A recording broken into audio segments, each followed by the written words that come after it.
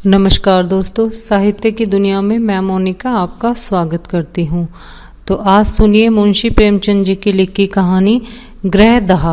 कहानी सुनाने से पहले एक निवेदन, अगर आपको हमारे चैनल पर पढ़ी गई कहानियाँ पसंद आती हैं तो कृपया कर चैनल को सब्सक्राइब करें, कहानी को लाइक करें, शेयर करें और कमेंट बॉक्स में कमेंट लिखकर अपने अमूल्य सुझाव हमें दें। तो चलिए शुरू करते हैं कहानी। सत्य प्रकाश के जन्मोत्सव में लाला देव प्रकाश ने बहुत रुपये खर्च किए थे। उसका विद्या आरंभ संस्कार भी खूब धूमधाम से किया गया था। उसके हवा खाने को एक छोटी सी गाड़ी थी। शाम को नौकर उसे टहलाने ले जाता, एक नौकर उसे पाठशाला पहुंचाने जाता, दिन भर वहीं बैठा रहता और उसे साथ लेकर घर आता। कितना सुशील होनहार बालक था। गोरा मुखड़ा, बड़ी बड़ी आंखें, ऊंचा मस्तक, पतले पतले लाल अधर भरे हुए पांव। उसे देखकर सहसा मुंह से निकल पड़ता, भगवान इसे जिला दे, प्रतापी मनुष्य होगा। उसकी बल बुद्धि की प्रखरता पर लोगों को आश्चर्य होता था। नित्य उसके मुख चंद्र पर हंसी खेलती रहती थी। किसी ने उसे हठ करते या रोते नहीं देखा था। वर्षा के दिन थे। देव प्रकाश पत्नी को लेकर गंगा स्नान करने गए। नदी खूब चढ़ी हुई थी, मानो अनाथ की आंखें हों। उनकी पत्नी निर्मला जल में बैठकर जल क्रीड़ा करने लगी। कभी आगे जाती, कभी पीछे जाती, कभी डुबकी मारती, कभी अंजुलियों से छींटे उड़ाती। देव प्रकाश ने कहा, अच्छा अब निकलो, सर्दी हो जाएगी। निर्मला ने कहा, कहो मैं छाती तक पानी में चली जाऊं। देव प्रकाश, और जो कहीं पैर फिसल जाए। निर्मला, पैर क्या फिसलेगा। यह कहकर वह छाती तक पानी में चली गई। पति ने कहा, अच्छा अब आगे पैर न रखना। किंतु निर्मला के सिर पर मौत खेल रही थी। यह जल क्रीड़ा नहीं, मृत्यु क्रीड़ा थी। उसने एक पग और आगे बढ़ाया और फिसल गई। मुंह से एक चीख निकली। दोनों हाथ सहारे के लिए ऊपर उठाए और फिर जलमग्न हो गई। एक पल में प्यासी नदी उसे पी गई। देव प्रकाश खड़े तौलिए से देह पहुंच रहे थे, तुरंत पानी में कूदे। सात का कहार भी कूदा, दो मल्लाह भी कूद पड़े। सबने डुबकियां मारी, टटोला, पर निर्मला का पता न चला। तब डोंगी मंगवाई गई। मल्लाह ने बार बार गोते मारे, पर लाश हाथ न आई। देव प्रकाश शोक में डूबे हुए घर आए। सत्य प्रकाश किसी उपहार की आशा से दौड़ा। पिता ने गोद में उठा लिया और बड़े यत्न करने पर भी अपनी सिसकी न रोक सके। सत्य प्रकाश ने पूछा, अम्मा कहाँ हैं। देव, बेटा गंगा ने उन्हें नेवता खाने के लिए रोक लिया है।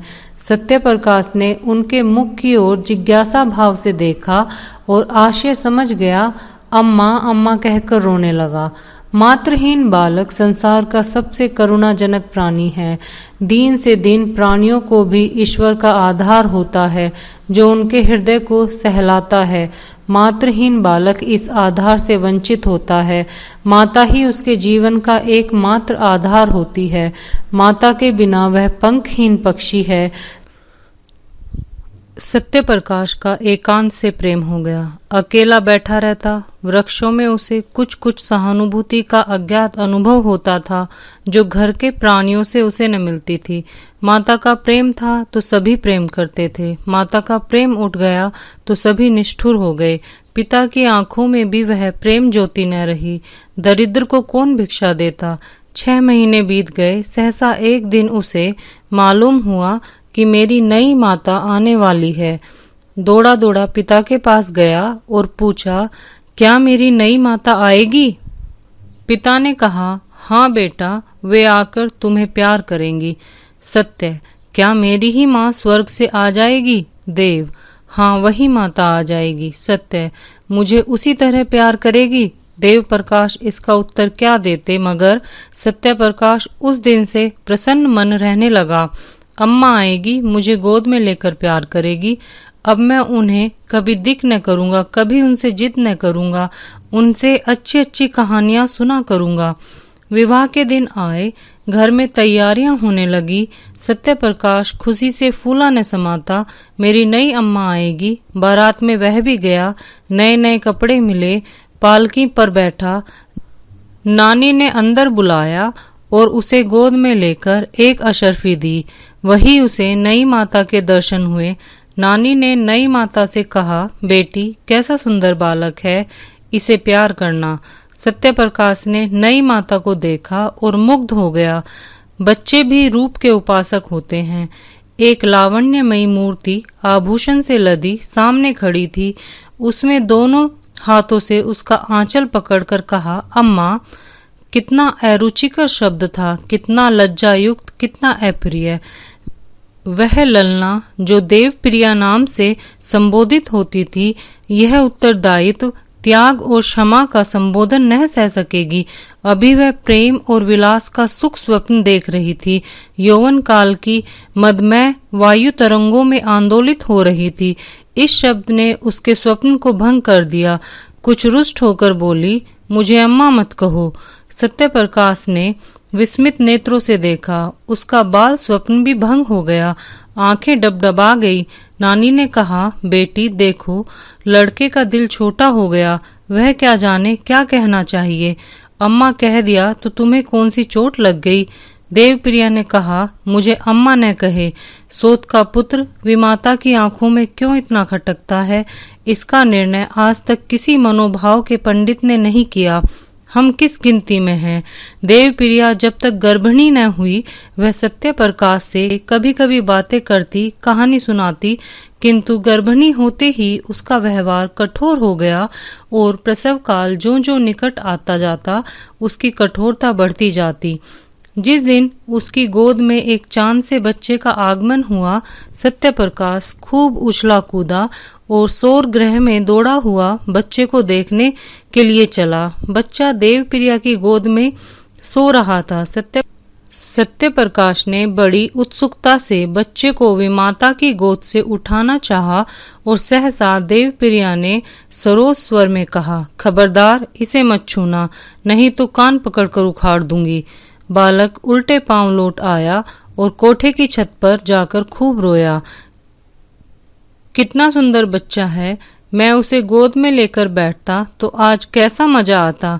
मैं उसे गिराता थोड़े ही, फिर इन्होंने क्यों मुझे झिड़क दिया। भोला बालक क्या जानता था कि इस झिड़की का कारण माता की सावधानी नहीं, कुछ और ही है। एक दिन शिशु सो रहा था। उसका नाम ज्ञान प्रकाश रखा गया। देवप्रिया स्नान घर में थी। सत्य प्रकाश चुपके से आया और बच्चे का ओढ़ना हटाकर उसे अनुराग में नेत्रों से देखने लगा। उसका जी कितना चाह रहा था कि उसे गोद में लेकर प्यार करे, पर डर के मारे उसने उसे उठाया नहीं, केवल उसके कपोलों को चूमने लगा। इतने में देवप्रिया निकल आई। सत्य प्रकाश को बच्चे को चूमता देखकर आग हो गई। दूर से ही डांटा, हट जा वहां से। सत्य प्रकाश माता को दीन नेत्रों से देखता हुआ बाहर निकल आया। संध्या समय उसके पिता ने पूछा, तुम लल्ला को क्यों रुलाया करते हो। सत्य, मैं तो उसे कभी नहीं रुलाता, अम्मा खिलाने नहीं देती। देव, झूठ बोलते हो, आज तुमने बच्चों को चुटकी काटी। सत्य, जी नहीं, मैं तो उसकी मुछियां ले रहा था। देव, झूठ बोलता है। सत्य, मैं झूठ नहीं बोलता। देव प्रकाश को क्रोध आ गया। लड़के को 2-3 तमाचे लगाए। पहली बार ये ताड़ना मिली और निरपराध उसने उसके जीवन की काया पलट कर रख दी। उस दिन से सत्य प्रकाश के स्वभाव में एक विचित्र परिवर्तन दिखाई देने लगा। वह घर में बहुत कम आता। पिता आते तो उनसे मुंह छिपाता फिरता। कोई खाना खाने को बुलाने आता तो चोरों की भांति दुबका हुआ जाकर खा लेता, कुछ न मांगता न कुछ बोलता। पहले अत्यंत कुशाग्र बुद्धि था। उसकी सफाई, सलीके और फुर्ती पर लोग मुग्ध हो जाते थे। अब वह पढ़ने से जी चुराता, मैले कुचैले कपड़े पहने रहता। घर में कोई प्रेम करने वाला न था। बाजार के लड़कों के साथ गली गली घूमता, कनकोवे लूटता, गालियां बकना भी सीख गया। शरीर भी दुर्बल हो गया, चेहरे की कांति गायब हो गई। देव प्रकाश को अब आए दिन उसकी शरारतों के उल्हाने मिलने लगे और सत्य प्रकाश नित्य घुड़कियां और तमाचे खाने लगा। यहाँ तक कि अगर वह घर में किसी काम से चला जाता तो सब लोग दूर दूर करके दौड़ाते। ज्ञान प्रकाश को पढ़ाने के लिए मास्टर आता था। देव प्रकाश उसे रोज सैर कराने साथ ले जाते। हंसमुख लड़का था। देव प्रिया उसे सत्य प्रकाश के साथ से भी बचाती रहती। दोनों लड़कों में कितना अंतर था। एक साफ सुथरा सुंदर कपड़े पहने, शील और विनय का पुतला, सच बोलने वाला, देखने वालों के मुंह से अनायास ही दुआ निकल जाती। दूसरा मैला, नटखट, चोरों की तरह मुंह छिपाए हुए, मुंह फट, बात बात पर गालियां बकने वाला एक हरा भरा पौधा था। प्रेम से पल्लवित, स्नेह से सिंचित दूसरा सूखा हुआ, टेढ़ा, पल्लवहीन नव वृक्ष था जिसकी जड़ों को एक मुद्दत से पानी नहीं नसीब हुआ था। एक को देखकर पिता की छाती ठंडी होती थी, दूसरे को देखकर देह में आग लग जाती थी। आश्चर्य यह था कि सत्य प्रकाश को अपने छोटे भाई से लेश मात्र भी ईर्ष्या न थी। अगर उसके हृदय में कोई कोमल भाव शेष रह गया था तो वह अपने भाई के प्रति स्नेह था। उस मरुभूमि में यही एक हरियाली थी। ईर्ष्या साम्य भाव की घोतक है।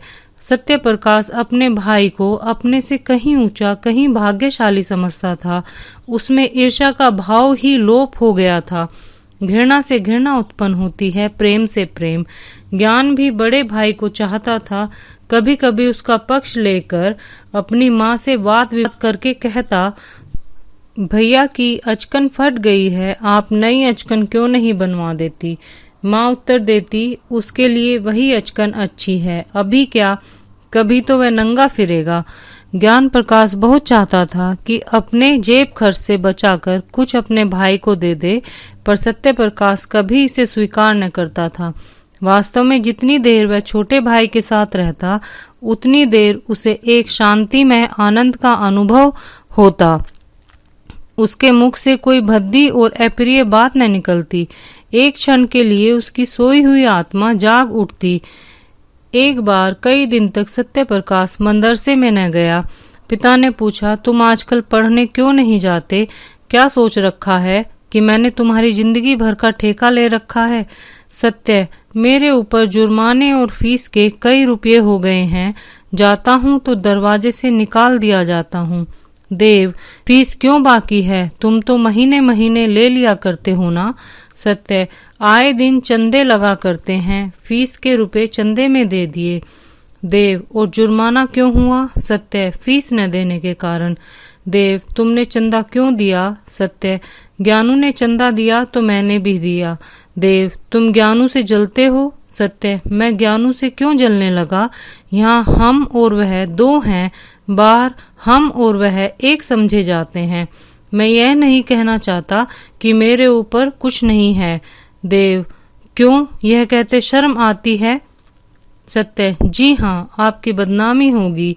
देव, अच्छा तो आप मेरी मान रक्षा करते हैं, यह क्यों नहीं कहते कि पढ़ना अब मुझे मंजूर नहीं। मेरे पास इतना रुपया नहीं कि तुम्हें एक एक क्लास में 3-3 साल पढ़ाऊं और ऊपर से तुम्हारे खर्च के लिए भी प्रति मास कुछ दूं। ज्ञान बाबू तुमसे कितना छोटा है, लेकिन तुमसे एक ही दर्जा नीचे है। तुम इस साल जरूर ही फेल होगे और वह जरूर ही पास होकर अगले साल तुम्हारे साथ आ जाएगा। तब तो तुम्हारे मुंह में कालिक नहीं लगेगी। सत्य, विद्या मेरे भाग्य में नहीं है। देव, तुम्हारे भाग्य में क्या है? सत्य, भीख मांगना। देव, तो फिर भीख मांगो, मेरे घर से निकल जाओ। देव प्रिया भी आ गई, बोली, शर्माता तो नहीं और बातों का जवाब देता है। सत्य, जिनके भाग्य में भीख मांगना होता है वही बचपन में अनाथ हो जाते हैं। देव प्रिया, ये जली कटी बातें अब मुझसे न सही जाएंगी। मैं खून का घूंट पी पी कर रह जाती हूँ। देव प्रकाश बेहया है, कल से इसका नाम कटवा दूंगा। भीख मांगनी पड़े तो भीख ही मांग। दूसरे दिन सत्य प्रकाश ने घर से निकलने की तैयारी कर दी। उसकी उम्र अब 16 साल की हो गई थी। इतनी बातें सुनने के बाद अब उसे उस घर में रहना असहाय हो गया था।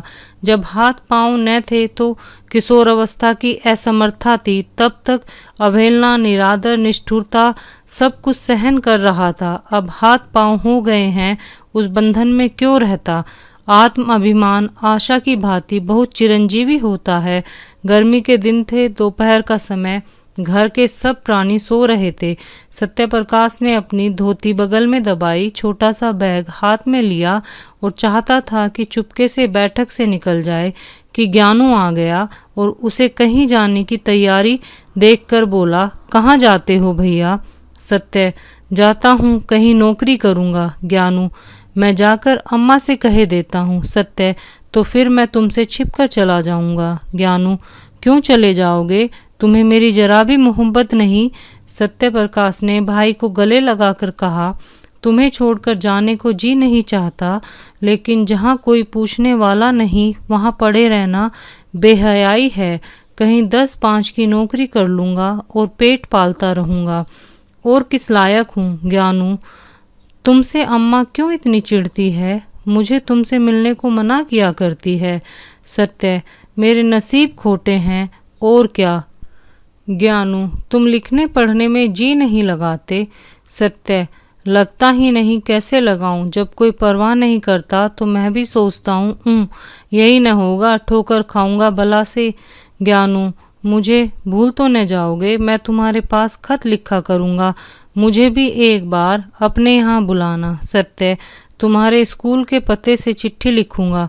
ज्ञानू रोते रोते, मुझे न जाने क्यों तुम्हारी बड़ी मोहब्बत लगती है। सत्य, मैं तुम्हें सदैव याद रखूंगा। यह कहकर उसने फिर भाई को गले लगाया और घर से निकल पड़ा। पास एक कोड़ी भी न थी और वह कलकत्ते जा रहा था। सत्यप्रकाश कलकत्ते क्यों कर पहुंचा, इसका वृत्तांत लिखना व्यर्थ है। युवकों में दुस्साहस की मात्रा अधिक होती है। वे हवा में किले बना सकते हैं, धरती पर नाव चला सकते हैं। कठिनाइयों की उन्हें कुछ परवाह नहीं होती, अपने ऊपर असीम विश्वास होता है। कलकत्ते पहुंचना ऐसा कष्ट साध्य न था। सत्यप्रकाश चतुर युवक था। पहले ही उसने निश्चय कर लिया था कि कलकत्ते में क्या करूँगा, कहाँ रहूँगा। उसके बैग में लिखने की सामग्री मौजूद थी। बड़े शहर में जीविका का प्रश्न कठिन भी है और सरल भी। सरल है उनके लिए जो हाथ से काम कर सकते हैं, कठिन है उनके लिए जो कलम से काम करते हैं। सत्यप्रकाश मजदूरी करना नीच काम समझता था। उसने एक धर्मशाला में असबाब रखा। बाद में शहर के मुख्य स्थानों का निरीक्षण करके एक डाकघर के सामने लिखने का सामान लेकर बैठ गया और अनपढ़ मजदूरों की चिट्ठियां, मनी ऑर्डर आदि लिखने का व्यवसाय करने लगा। पहले कई दिन तक उसको इतने पैसे भी न मिले कि भर पेट भोजन करता, लेकिन धीरे धीरे आमदनी बढ़ने लगी। वह मजदूरों से इतने विनय के साथ बातें करता और उनके समाचार इतने विस्तार से लिखता कि बस वे पत्र को सुनकर बहुत प्रसन्न होते। अशिक्षित लोग एक ही बात को 2-2, 3-3 बार लिखवाते। उनकी दशा ठीक रोगियों की सी होती और वैद्य से अपनी व्यथा और वेदना का वृत्तांत कहते नहीं थकते। सत्यप्रकाश सूत्र को व्याख्या का रूप देकर मजदूरों को मुक्त कर देता। एक संतुष्ट होकर जाता तो अपने कई अन्य भाइयों को खोज लाता। एक ही महीने में उसे 1 रुपये रोज मिलने लगा। उसने धर्मशाला से निकलकर शहर के बाहर 5 रुपये महीने पर एक छोटी सी कोठरी ले ली। 1 जून खाना खाता, बर्तन अपने हाथों से धोता, जमीन पर सोता। उसे अपने निर्वासन पर जरा भी खेद और दुख न था। घर के लोगों की कभी याद न आती। वह अपनी दशा पर संतुष्ट था। केवल ज्ञान प्रकाश की प्रेम युक्त बातें न भूलती। अंधकार में यही एक प्रकाश था। विदाई का अंतिम दृश्य आंखों के सामने फिरा करता। जीविका से निश्चित होकर उसने ज्ञान प्रकाश को एक पत्र लिखा। उत्तर आया तो उसके आनंद की सीमा न रही। ज्ञानू मुझे याद करके रोता है, मेरे पास आना चाहता है। स्वास्थ्य भी अच्छा नहीं है। प्यासे को पानी से जो तृप्ति होती है वही तृप्ति इस पत्र से सत्यप्रकाश को हुई। मैं अकेला नहीं हूँ, कोई मुझे भी चाहता है, मुझे भी याद करता है। उसी दिन से सत्यप्रकाश को यह चिंता हुई कि ज्ञान के लिए कोई उपहार भेजूं। युवकों को मित्र बहुत जल्द ही मिल जाते हैं। सत्यप्रकाश की भी कई युवकों से मित्रता हो गई। उनके साथ कई बार सिनेमा देखने गया, कई बार बूटी भंग शराब कबाब की भी ठहरी। आईना तेल कंघी का शौक भी पैदा हुआ, जो कुछ पाता उड़ा देता। बड़े वेग से नैतिक पतन और शारीरिक विनाश की ओर दौड़ा चला जाता था। इस प्रेम पत्र ने उसके पैर पकड़ लिए। उपहार के प्रयास ने इन दुर्व्यसनों को त्रोहित करना शुरू कर दिया। सिनेमा का चस्का छूटा, मित्रों को हीले हवाले करके टालने लगा, भोजन भी रूखा सूखा करने लगा। धन संचय की चिंता ने सारी इच्छाओं को परास्त कर दिया। उसने निश्चय किया कि अच्छी सी घड़ी भेजूं, उसका दाम कम से कम 40 रुपये होगा।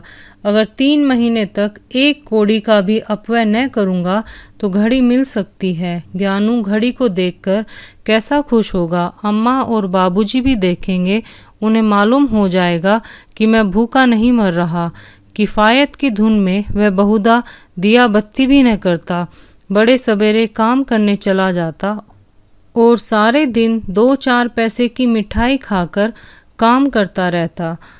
उसके ग्राहकों की संख्या दिन दूनी होती जाती। चिट्ठी पत्री के अतिरिक्त अब उसने तार लिखने का भी अभ्यास कर लिया था।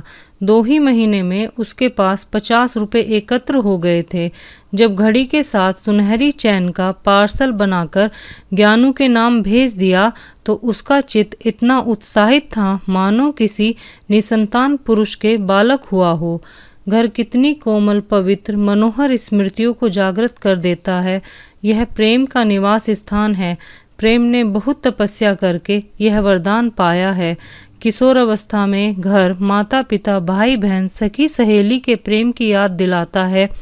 प्रौढ़ अवस्था में गृहिणी और बाल बच्चों के प्रेम की यही वो लहर है जो मानव जीवन मात्र को स्थिर रखती है, उसे समुद्र की वेगवती लहरों से बहने और चट्टानों से टकराने से बचाता है।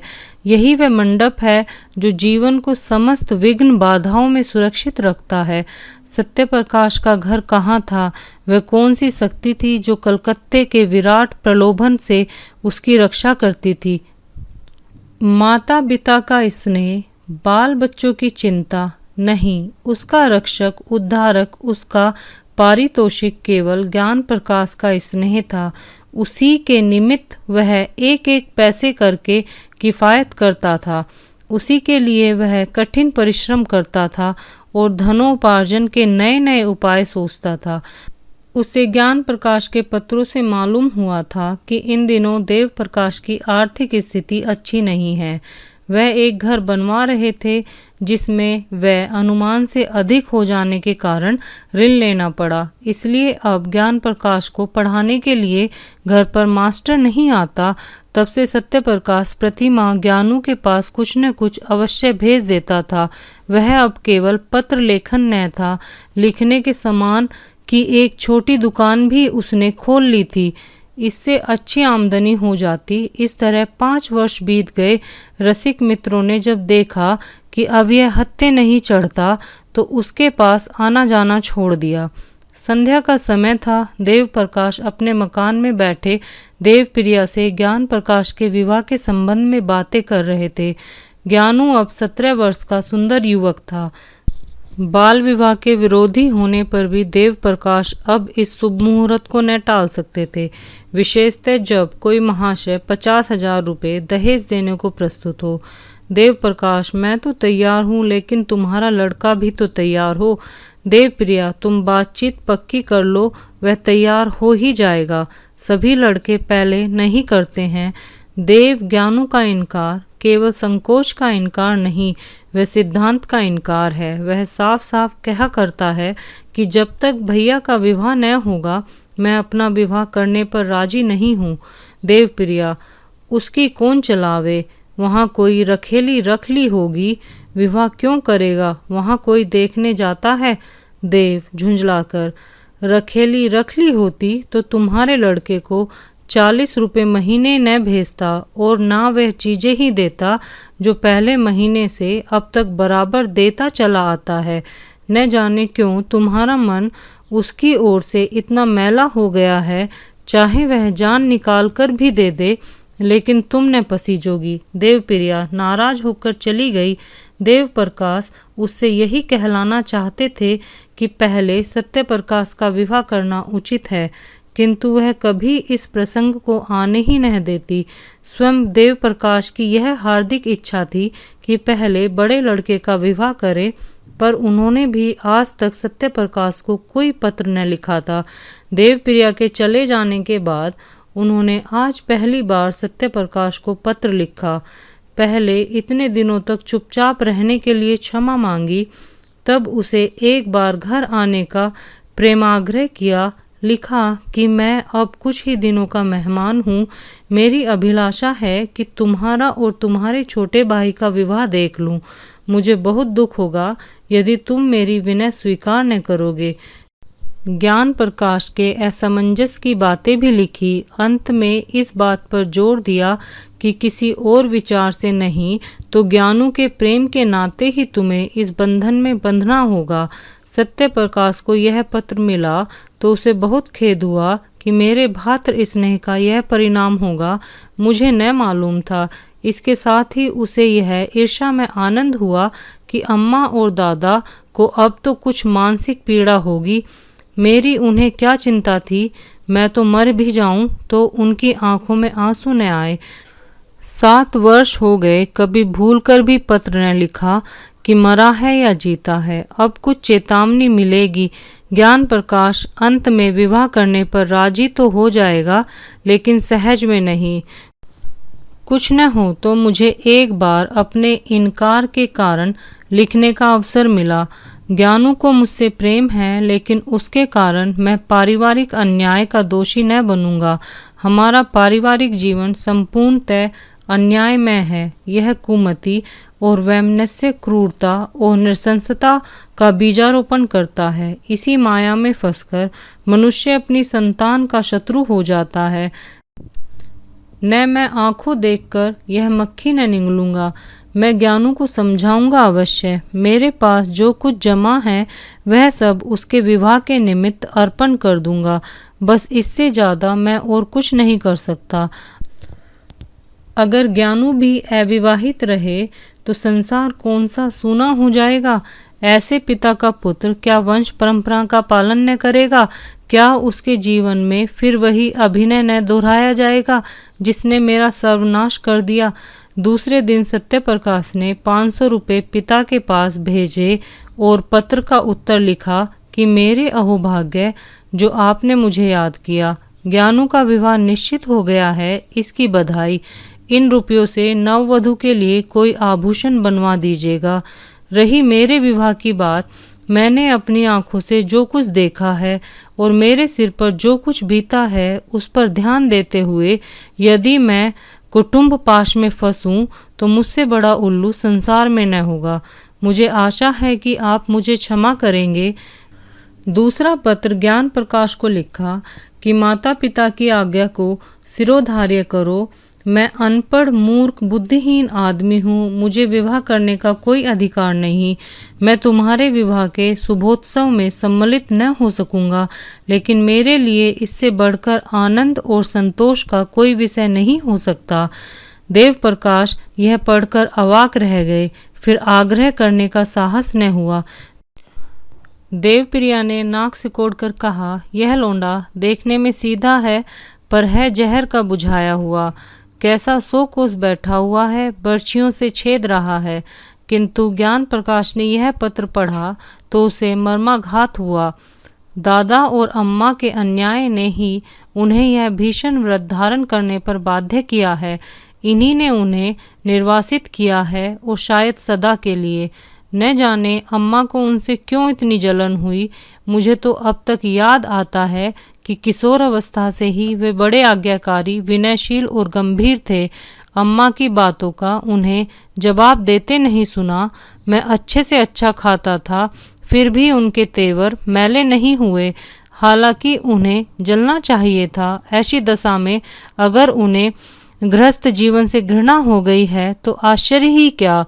फिर मैं ही क्यों इस विपत्ति में फंसूं। कौन जाने मुझे भी ऐसी ही परिस्थिति का सामना करना पड़े। भैया ने बहुत सोच समझकर यह धारणा की होगी।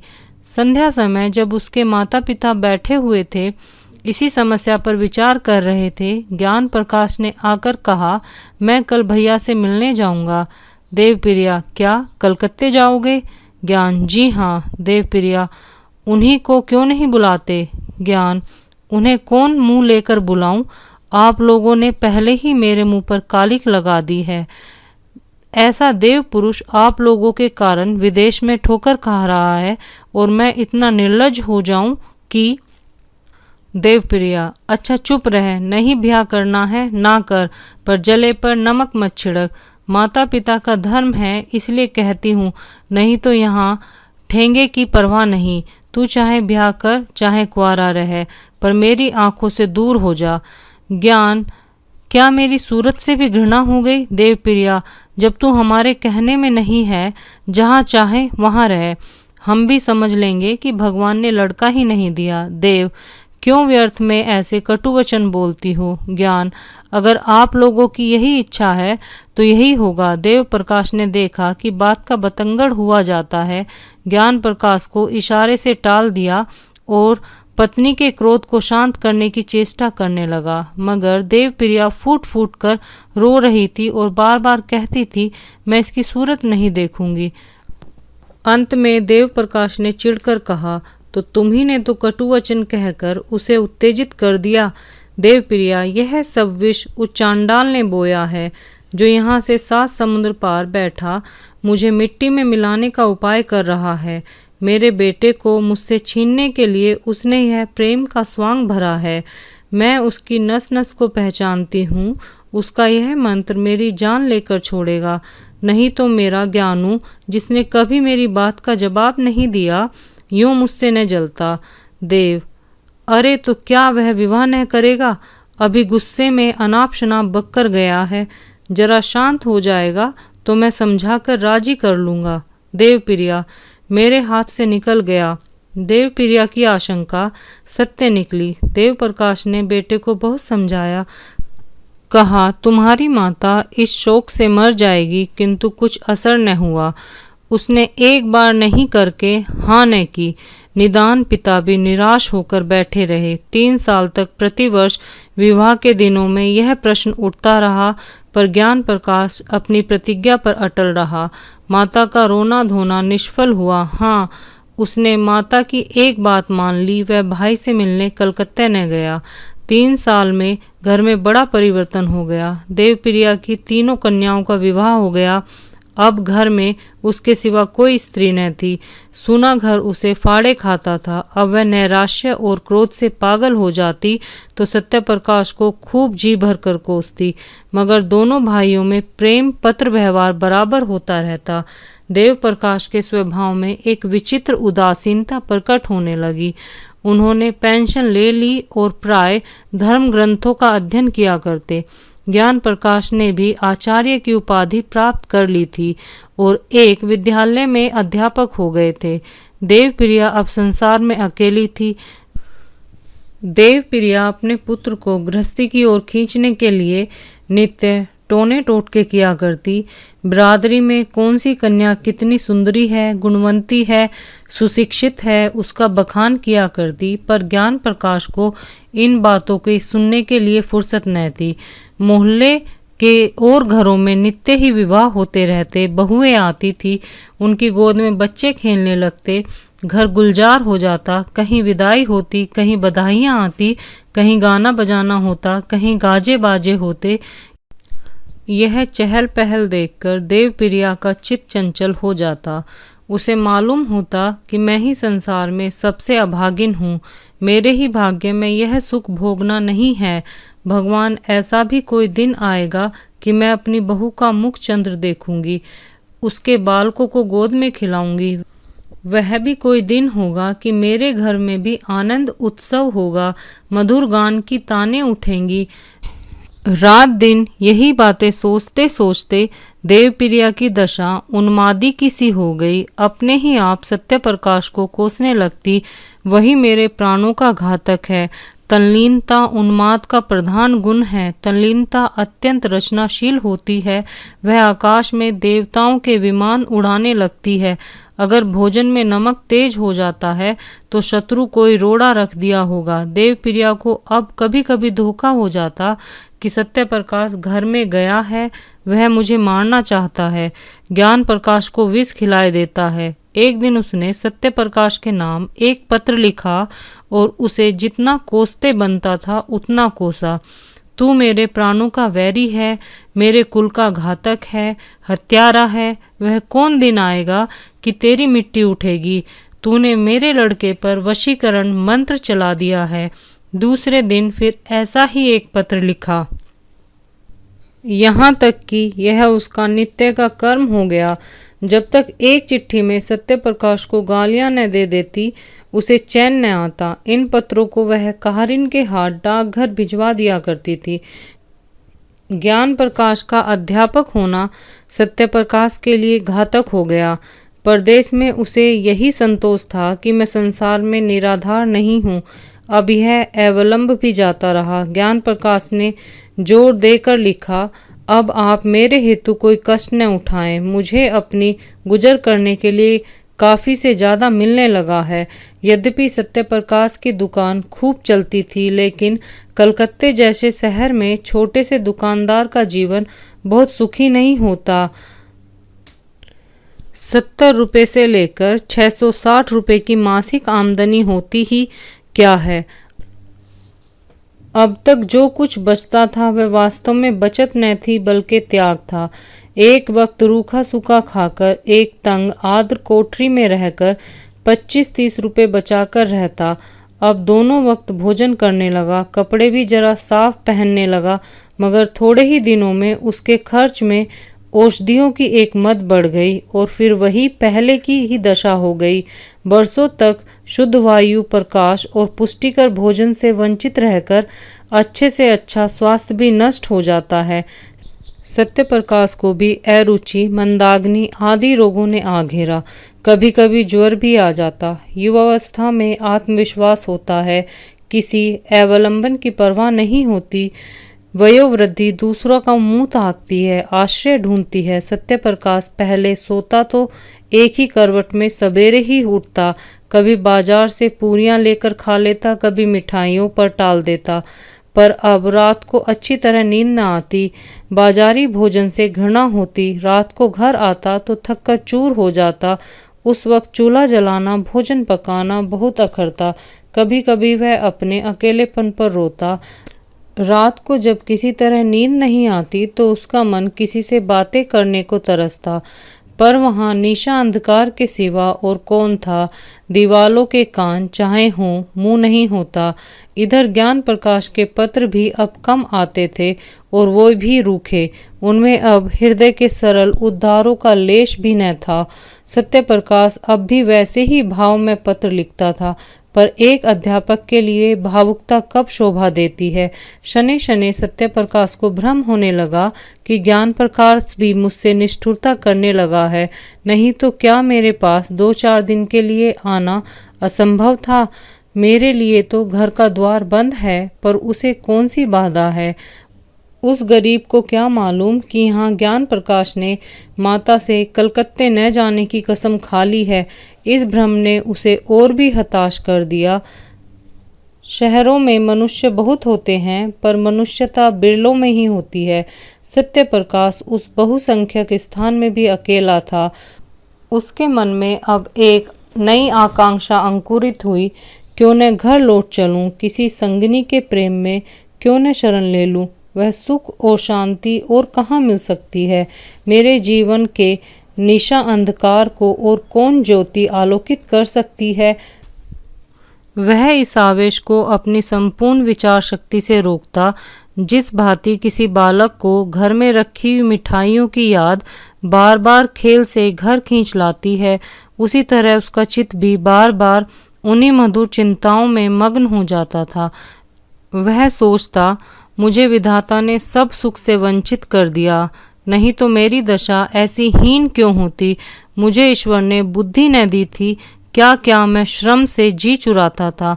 अगर बालपन में ही मेरे उत्साह और अभिरुचि पर तुषार न पड़ गया होता, मेरी बुद्धि शक्तियों का गला न घोट दिया गया होता, तो मैं आज आदमी होता, पेट पालने के लिए इस विदेश में न पड़ा होता।